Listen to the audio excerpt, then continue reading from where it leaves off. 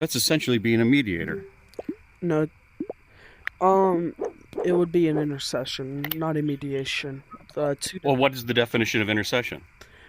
Intercession. I want to pull up the exact. I don't want to misquote this.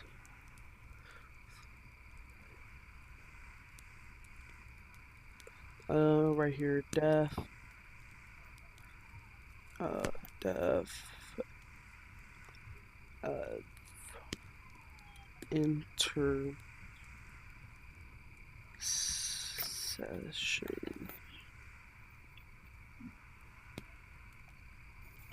The act of intervening or pleading on behalf of another person or group, religion and prayer, a religious context, intercessory prayer, the act of praying to God on behalf of other people rather than focusing on one's own needs.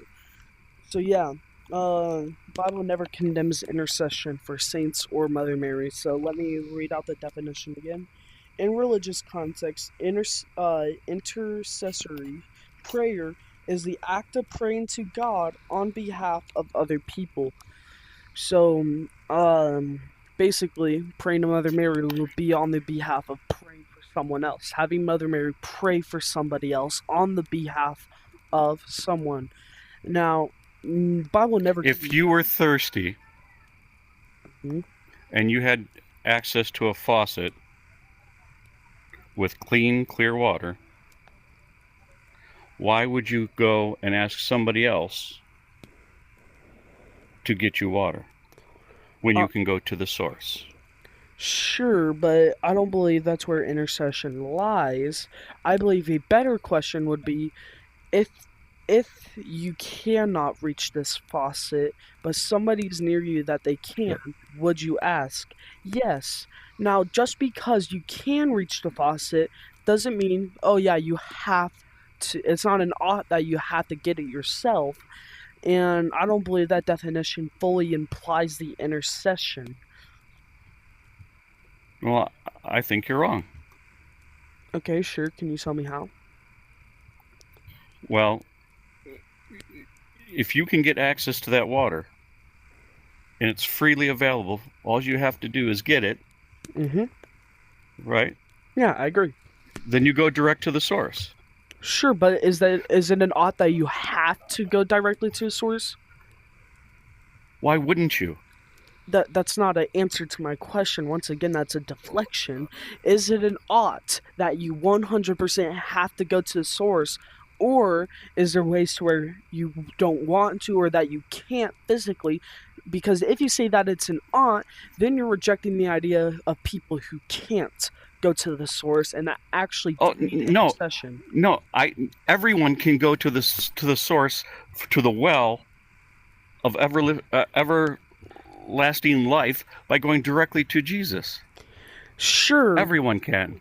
There's no one who cannot. sure, but yeah, sure, but that's still a moving the goalpost a little bit towards the That's south. not moving a single goalpost. Yeah, The go. it's moving the Everyone goalpost can go to. towards. It's moving the goalpost towards Jesus' salvation, which I 100%.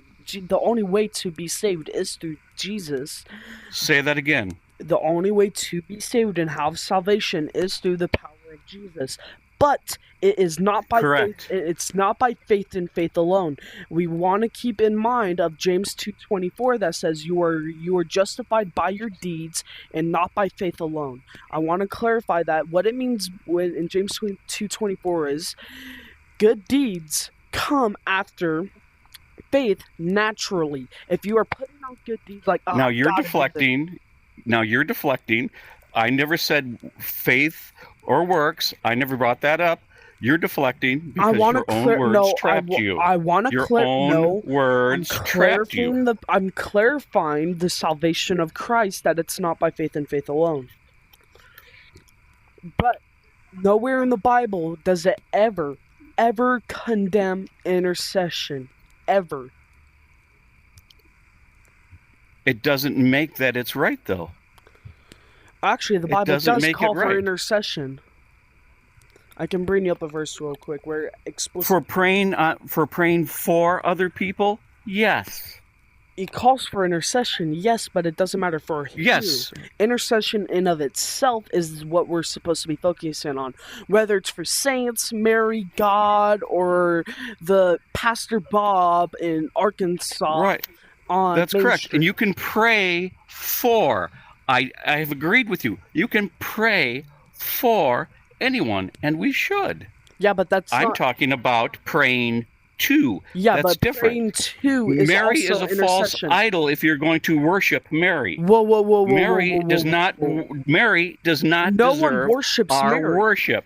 No Catholic worships Mary. We only worship God and God alone. We keep to the commandment of idolatry, that we should follow follow that commandment, that we shall not idolize any false idols. No, I haven't never met a Catholic that explicitly worships anybody but God. And I would please like to you, how are you implying that Catholics do worship Mary? And if so, how so?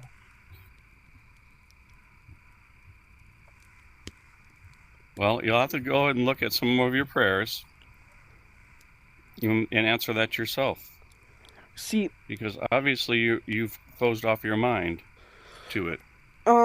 So I want to talk about that, but it's not going to be mostly deflection. I want to say, yes, open-mindedness could be a good virtue, but in of itself, it's not. An open mind is like an open mouth. Is this the beat? It has to close on something, but you cannot explicitly or somewhat explicitly tell me how we worship. You just say, "Oh, go back to your prayers," which is another fallacy, bro. And I want to keep this in good faith. Is there any way, because obviously you've been doing this for a while, is there any way that you can tell me how we show idolatry or worship to Mother Mary of God? And if you want to point to the prayers, like the Hail Mary prayer, what within the prayer is worship or idolatry? We show thanks, we show gratitude, but that's completely fine. We can show gratitude and thanks. Is he talking about Catholicism or? This kid's No, our friend Archon here believes that if you're not Catholic, then you're a heretic. No, that's not what I said. That's a straw man. That is exactly what you opened up with, sir. That's a That is exactly what you opened up with. That is not a straw man, sir. That is exactly what you said. Okay, I'm gonna repeat what I said. I'm Catholic myself. I say that I specifically said that if you reject the full knowledge of Catholicism, if you come to the full truth of it and you choose to reject that, then you are a heretic. I never said if you're not Catholic, you're a heretic. I said if you reject Catholicism, you are a heretic. That was a straw man of what I said. I explicitly clarified on that multiple times. What did I say? You said what you're saying about me. You were like, "Oh, our friend Archon here believes that if you're not a Catholic, you are a heretic." I said, Do Catholics embrace the entire view of Catholicism? They try to. Okay, then when I said, if you're not a Catholic, then you're a heretic, because that's what you essentially said. No, not essentially. We don't go by essentials in a discussion. All right, that is what you said then. Okay, you said if I don't embrace the full view of Catholicism, I'm a heretic. No, that's actually the opposite of what I said. I said if you reject the view of Catholicism. I said if you reject the view of Catholicism. If I only believe partial of what the Catholics believe, I'm a heretic. No, I said if you reject the full. So what does this embrace full? What's that mean? If I don't embrace the full knowledge, I reject Catholicism. Okay, let's calm down here. Okay, let's clarify. Okay, hold up. Let's clarify here. Yes, if you take light and truth to only parts of Catholicism and you reject other parts, then yes, such as praying to Mary. Okay, you gotta let me finish before interrupting. Then you can give out your point. What I'm saying is, if let's say you only know parts of Catholicism, but you don't know other parts of it, and you implicitly reject it unknowingly, then no, you will not be a heretic because you do not fill the category to be a heretic. To be a heretic, you have to reject. You have to reject. Not implicitly, it has to be explicitly that you know this and then you reject it. It's not that I didn't know and by that means I reject it. Like most people don't know Colossians 8:7. That doesn't mean that you're going to hell, and that doesn't mean that you're rejecting the truth of Colossians 8:7 or Colossians 2:9. That just means that you implicitly are rejecting it by not knowing the knowledge of it. Now, there's a difference between explicit rejecting and implicit rejecting. They do not have the same means, and they do not fall in the same category.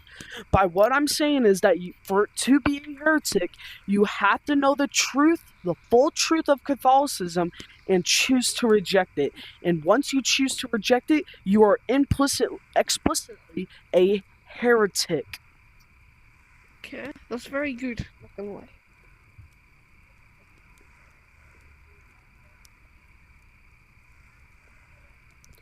I guess I'm a heretic. So you know the full truth of Catholicism and you choose to reject No, it. I just reject it because I think that you are putting a bad face on your denomination. So wait, can you tell me how?